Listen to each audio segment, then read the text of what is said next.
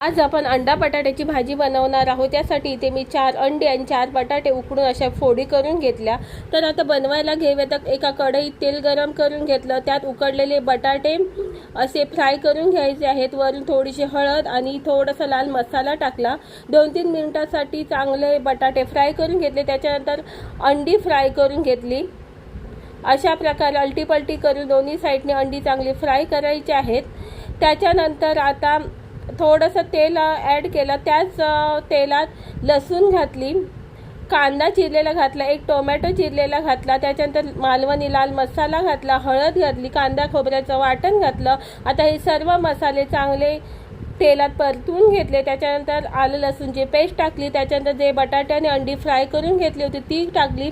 थोडंसं पाणी ॲड केलं, चवीपुरता मीठ घातलं, 5 मिनिटं चांगलं शिजवून घेतलं आणि तुम्ही बघू शकता अंडा बटाट्याची मस्त अशी भाजी बनवून तयार आहे। चॅनलला जर